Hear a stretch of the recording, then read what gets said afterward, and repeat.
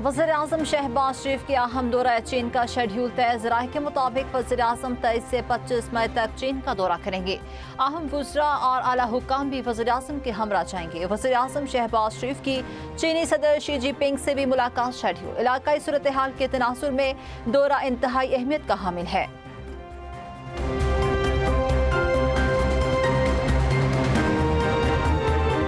वज़ीर-ए-आज़म शहबाज शरीफ की जाती उमरा में नवाज शरीफ से अहम मुलाकात। गिलगित बल्तिस्तान इंतखाबी मुहिम पर तफसीली तबादला ख्याल।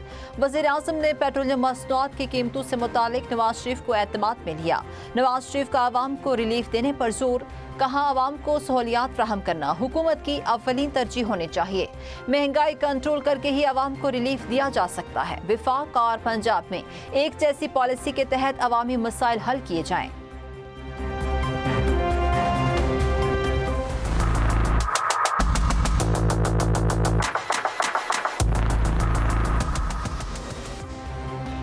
अवाम पर रातों रात महंगाई का बड़ा पहाड़ टूट गया। हुकूमत ने पेट्रोल डीजल महंगा कर दिया। पेट्रोल की कीमत में 14 रुपये 92 पैसे लीटर का इजाफा।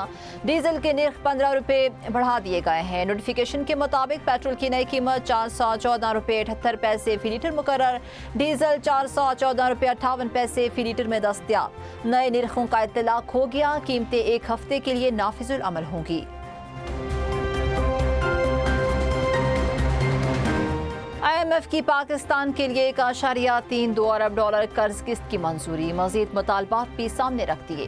टैक्स नट, बिजली, गैस और पेट्रोलियम की कीमतें बढ़ाने का मुतालबा। IMF ने एग्जीक्यूटिव बोर्ड इजलास का एलामिया जारी कर दिया। आलमी मालियाती फंड की पाकिस्तान पर बिजली, गैस और पेट्रोल की कीमतें लागत के मुताबिक रखने की हिदायत। सरकारी इदारों की निजकारी और मौसमियाती तब्दीलियों से निमटने के लिए इस्लाहात का अमल तेज करने पर जोर। समाजी तहफ़्फ़ुज़ और तालीम और सेहत पर अखराजात बढ़ाने का भी मुतालबा कर दिया। एलामिया में पाकिस्तान की मुआशी कारकर्दगी मुस्बत करार। कहा मशरिक़ वुस्ता में जंग के बावजूद पाकिस्तान ने मुआशी इस्तेहकाम बरकरार रखा। महंगाई और करंट अकाउंट भी काबू में रहे। एलामिया में कहा गया EFF प्रोग्राम के तीसरे और RSF के दूसरे जायजे की तकमील पर पाकिस्तान को 1.1 अरब डॉलर जारी किए जाएंगे।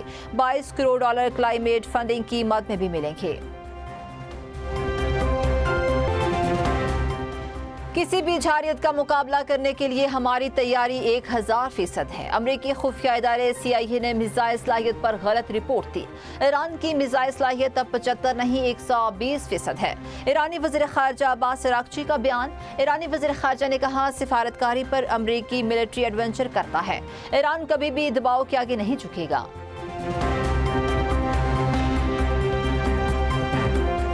पाकिस्तान की सालसी में अमेरिका ईरान मुज़ाकरात अगले हफ्ते इस्लामाबाद में दोबारा शुरू होने का इम्कान है।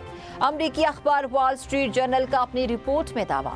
अमरीकी अखबार ने लिखा वाशिंगटन और तेहरान के दरमियान बैकडोर डिप्लोमेसी जारी है। पाकिस्तान सालसी और राबताकारी में अहम किरदार अदा कर रहा है। इस्लामाबाद को मुमकिना तौर मुज़ाकराती मुकाम के तौर पर ज़ेर गौर लाया गया है। अमरीकी अखबार ने रिपोर्ट किया अमरीकी और ईरानी हुक्काम एक आर्जी मुफाहमती मुआहदे पर गौर कर रहे हैं। जोहरी प्रोग्राम, यूरेनियम अफसूदगी, इक़्तिसादी पाबंदियों पर तफसीली बातचीत मुतवक्के है। ईरान अफसूदा यूरेनियम जोहरी सरगर्मियों पर बाज़ शराइत के साथ लचक दिखाने पर गौर कर रहा है।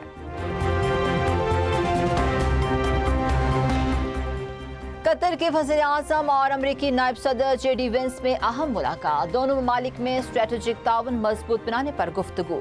कतरी वज़ारत ख़ारजा के मुताबिक दोनों रहनुमाओं में खित्ते की ताज़ा सूरत हाल और कशीदगी कम करने की कोशिशों पर भी तबादला ख्याल हुआ। मुलाकात में पाकिस्तान की सालसी की कोशिशें इलाकाई अमन और इस्तेहकाम के लिए अहम करार। बहरान के बुनियादी असबाब को मुज़ाकरात और पुरअमन ज़राए से हल करने पर जोर।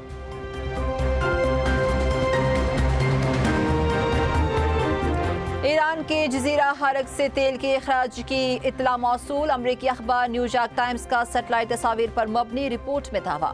अमरीकी अखबार के मुताबिक ईरान के तेल की बरामद के अहम टर्मिनल से जजीरा खारक के साहिल पर तेल फैल रहा है। फौरी तौर पर अखराज की वजह मालूम नहीं हो सकी। जजीरा खारक में ईरान का सबसे बड़ा oil terminal, oil pipeline, storage tank और मुतल्लिका इंफ्रास्ट्रक्चर कायम है।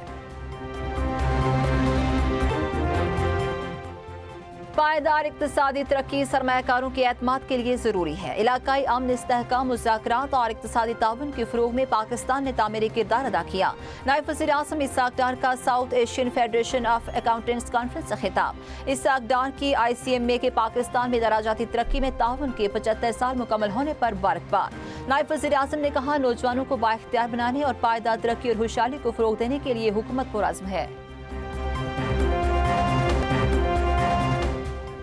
عوام کو بہتر طبی سہولیات فراہم کرنے کے لیے مختلف منصوبوں پر تیزی سے کام جاری ہے۔ گزشتہ سال سیلاب کے باعث شہریوں کو شدید مشکلات کا سامنا کرنا پڑا، لوگوں کا بہت نقصان ہوا۔ حکومت متاثرہ علاقوں کی بحالی اور بنیادی سہولیات کی بہتری کے لیے اقدامات کر رہی ہے۔ وزیر دفاع خواجہ آصف کی سیالکوٹ میں میڈیا سے گفتگو۔ خواجہ آصف کا کہنا تھا، وزیر اعلیٰ پنجاب مریم نواز نے سیالکوٹ کے لیے علامہ اقبال ٹیچنگ ہسپتال کا اہم منصوبہ دیا۔ صحت، سڑکوں اور نکاسیاب کے منصوبوں پر بھی تیزی سے پیش رفت ہو رہی ہے۔ وفاقی حکومت کا بینظیر انکم سپورٹ پروگرام صوبوں کے حوالے کرنے پر غور۔ خصوصی گفتگو کرتے ہوئے وفاقی وزیر کھیل داس کوہستانی نے کہا کہ 18ویں ترمیم کے بعد تمام اختیارات صوبوں کے پاس ہیں تو امدادی رقوم بھی صوبوں کو ادا کرنی چاہیے۔ کچھ صوبوں کی جانب سے یہ بھی آواز اٹھائی گئی ہے، حکومت کوئی بھی فیصلہ اتحادیوں اور سیاسی جماعتوں سے مشاورت کے بعد ہی کرے گی۔ وفاقی وزیر نے مزید کہا، بینظیر انکم سپورٹ پروگرام مکمل ختم کرنے کی بات زیر غور نہیں۔ خیبر پختونخوا حکومت کا گندم کی فراہمی کے لیے پاسکو کو خط ارسال۔ محکمہ خوراک کی جانب سے لکھے خط میں مطالبہ کیا گیا کہ مالی سال 2025-26 کے لیے 25,000 میٹرک ٹن گندم کی پہلی قسط جاری کی جائے۔ پاسکو منظور شدہ ٹھیکیداروں کے لیے گندم جاری کرے۔ خط کے متن کے مطابق سال 2024 میں کاٹی گئی گندم فراہم کی جائے۔ محکمہ خوراک کے گندم کی قیمت کی پیشگی ادائیگی کر چکا ہے۔ پاسکو پنجاب سے گندم کی بلا رکاوٹ ترسیل یقینی بنائے۔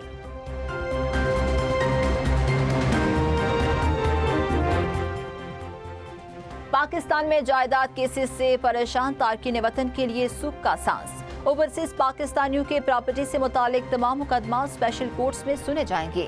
لاہور ہائی کورٹ نے اہم فیصلہ سنا دیا، اسپیشل کورٹس کا اوورسیز کے کیسز نہ سننے کا اعتراض کالعدم قرار۔ عدالت نے ریمارکس دیتے ہوئے کہا، اوورسیز کی پراپرٹی کیسز میں اسپیشل کورٹ کا اختیار صرف قبضہ اور ملکیت کے تنازعات تک محدود نہیں، وراثت، انتقال، پاور آف اٹارنی، مقتولہ اور غیر منقولہ پراپرٹی کے مقدمات بھی اسپیشل کورٹ سنے گی۔